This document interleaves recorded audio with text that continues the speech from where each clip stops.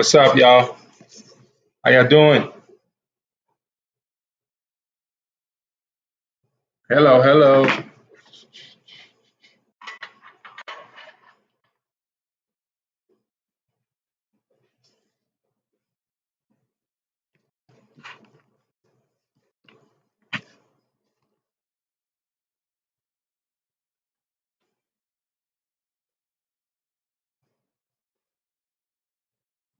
What's up?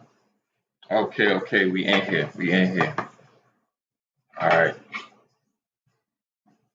Got a lot of work going on in here. A lot of work. Peace, y'all. So we're trying to do two things today. Go over the 7 points of allyship for the white vegan community for defense of Black lives, and also teach y'all how to make some strawberry banana pancakes. All right. Welcome to Black VegFest breakout. I'm Wale. I'm hosting right now until Jillian comes back. Hey, this is the third part in this series. All right, making pancakes with Omawale. All right, let's get to it. Okay, so got my oil. All right, we're gonna start off making these pancakes. Got my bananas. Just show you. Right. All right, you're gonna need baking powder. Okay, just in case anybody's going along right with me, or you just want to see the process. Gotta have your baking powder. That's gonna make them fluffy, all right? And you want to get the right amount. All right, my flour, have my plant milk, using almond milk. All right, like I said, I have my oil, strawberries, bananas. All right, that's pretty much it. Okay, and I got my butter and my oil. I start off. I said oil like 18 times. All right, so I start off my oil, 2 tablespoons.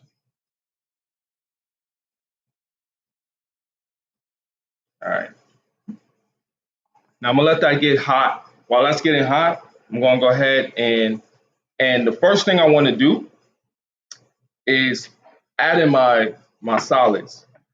When I add in my powder first, all powder elements first. All right, my flour. Okay, that's 1 cup. 1 cup of flour. My baking powder. That's 2 tablespoons. 1 tablespoon. 1 tablespoon. All right, mix it up.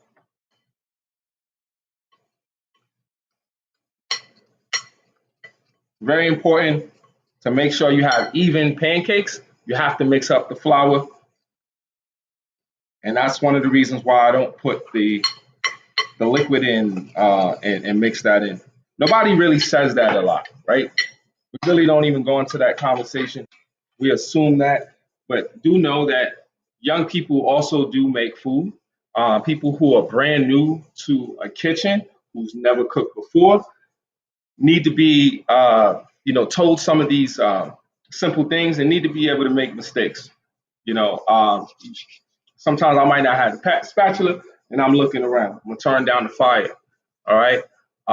Always gonna stay mindful of the fire. Things of that nature. Just being careful. So we usually start trying to cook and explain things to a level of people who've been in the kitchen and been able to make something. And so I think it's important sometimes that we just kind of just like really get into some of the more basic ideas and thoughts, and not really assume that everybody actually knows. All right. So I'm going to move forward. I'm going to actually throw in my banana now. So I smush my banana. Okay. It's nice and smushed. All right. You can get a nice, ripe banana. It doesn't have to be too ripe. Okay. We're not making banana bread. All right. And I just want to just smash that in. I'm going to do it. I'm going to smash it again, but I really try to just smash, get my solids in there first. Move it in there as much as possible. Okay. Y'all can't see what I'm doing, right? Meanwhile, the fire is on and I don't have it too high. It's pretty much low.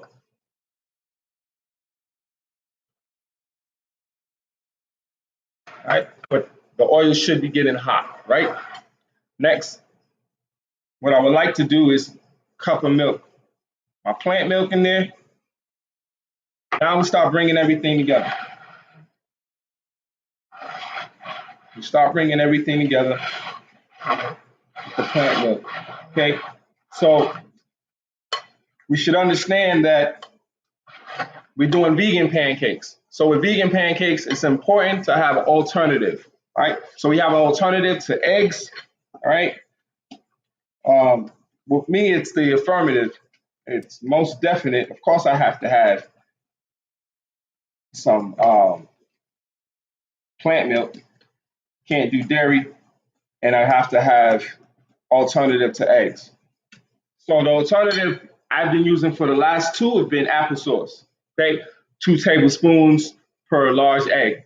Right. So here, since I don't have any large bananas, I'll take a small banana. So it's a small banana, and I can use the whole thing. Smush it up. Starts looking like this. Okay, you'll start to see it get a little puffy, and that's because of the baking powder. Right. You want to try to smooth it out as much as possible, just so it can blend in nicely. You're gonna also keep some chunks. And so one large egg for this is probably gonna be like 3 pancakes, right? This would be perfect. So you have nice chunks. So that's why we're doing strawberry banana. So the flavor's gonna come out. Normally, if we were to whenever bananas are acting as an alternative to eggs, well, you really don't want to taste the banana all the time, right? And so hopefully folks are not doing that all, so often where there's just a high ratio of bananas to your pancakes. All right, so I want to cut up my strawberries. Cut up my strawberries off basically quarters, throwing those in. I like the strawberries right in there, you know. Of course, there's other ways to do them, or maybe sometimes people just add the strawberries on the top. Always like to mix them in. Love mixing them in. And I think it's the only authentic way to make strawberry banana pancakes. Nice, heavy balance of strawberries, get that flavor out, and also bananas. So bananas won't come through on these. That's the idea. All right. So the oil is still on. So by the time I'm ready, so the oil should just be really good, nice and hot, so it sizzles. So what I'm gonna do with the oil, I'm gonna add it to the batter. My mother taught me that trick. Gonna smooth out the lumps you don't want from the flour and the baking powder. Bring everything together with some plant fat, some plant sterols, all right? Where there's no cholesterol, right? And that is from, cholesterol that's animal made, okay? So keep that in mind. If it has any cholesterol in it, then it's not vegan, right? Thought y'all should know that. I think y'all do. All right. So hopefully by this time, people who came in from the first one, now y'all are part of the quiet. I'm going to reach over here for some paper towels. All right. So while that's on, let's talk about these 7 points of allyship. And I'm going to allow that to move to about medium. So it's going to be on medium high. Y'all remind me, okay? It's over here. So 7 points of allyship. We developed 7 points of allyship, Black VegFest, because, we're unapologetically Black. We're also vegan. And to be in this particular space sometimes is a bit exhausting for a lot of folks.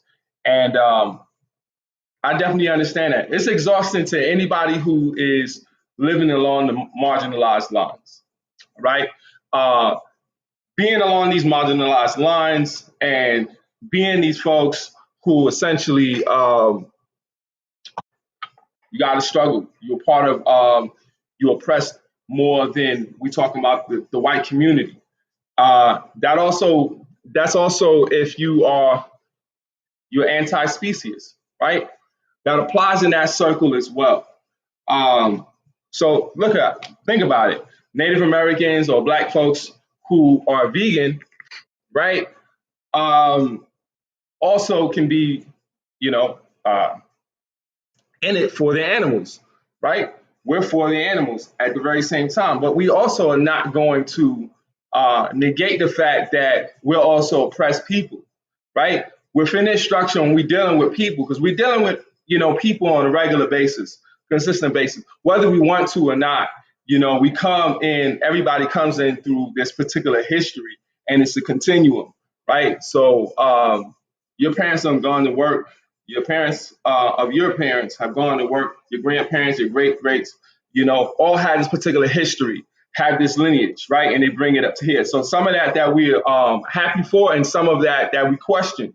And we should always question that. We should also love. We should also embrace. We'd also rectify situations where we error any time, right? And understand that you can be for the animals, you can be for people, but you could also dismiss other people. This can happen. You can be a cisgendered, heterosexual Black man and still put harm, and place harm in the spaces of whether it be queer, lesbian, gay, bisexual, trans, folks, disabled folks, so on and so forth. It doesn't mean that you stop moving and striving to be your best, and focusing on your particular goals, right? What it means is that you could be critiqued. It's simple as that. You could be critiqued, and there's things that you can actually address within your own life. And so, why would you pick out one particular identity to focus on just because you bear that particular identity? Why would you say that you're going to focus on just animals and negate the fact that you have strife, you have conflict within your own your own society, people, and working with humans, right? These human animals. So just because you're working on one particular issue doesn't mean you do not have privilege. All right, so we're going to talk about that today. We're going to talk about white privilege. We're going to talk about white supremacy. And we're going to talk about how that affects. So when we had developed this piece, Pancake's still looking good. I'm going to check underneath. All right, it's good. Actually, I'm going to turn it up a little bit. Let's turn that up. Okay, good. Now I got to make sure I really look at it now if I start talking. All right, so we understand this situation with 7 points of allyship to be one, folks taking on more weight or within the society than they should. And I mean that as being Black and walking through this space, privileged white folks don't understand that a racist in government, affects all of our lives. I talked about a piece, a story that happened recently with it's about 2 weeks old, now, or almost 2 weeks old, where this dude came up on the land and right behind, my home, and I just asked that, that he not make it a habit of, coming through on a consistent basis. Now, folks come up to, and live in rural areas. One of the things they like is, peace and seclusion, from the outside, from the city, want to be able to relax. That's why we want to turn this space into a space that people can come in and actually rest, relax, and when they be able to camp, you can learn, you can train, and you can also have peace. That's what you do on retreats, right? You have space and you have some peace and you have some security. And basically, you're responsible for your security in any situation, but definitely up here. So he actually had a back and forth. Now, I know from being stopped by, police, regular white folks, what can happen, in a lot of these situations is that look, sometimes you can just be stopped right on the street, right? So if you can just be stopped right on the street in a public space, you definitely can be stopped. Let me bring this down so y'all don't have to see, me working on the ceiling. Um, you can still be stopped, publicly. When we talk about a private situation, it's even worse. If we were walking through, private, areas, we would have to ask for permission. It's actually written in terms of hunting laws. Now we don't hunt. We don't want people to come on the ruling space, to hunt, because we happen to be vegan and for the animals. You understand? So it really was this guy saying to me, that people be coming through this area for about 20 years. We know the old owners, which is all irrelevant. And when it came down to it, at the very end, he basically said that he wouldn't want anybody in his backyard either. So there it goes. So that's privilege. So, oh, the pancakes is looking good. Check those out. All right. Yeah. So check that out in terms of that privilege. Where he knew that he wouldn't tolerate that, but he expected that I, tolerate that situation. So in any case, 7 points of allyship dealing with the first part is apply vegan ethics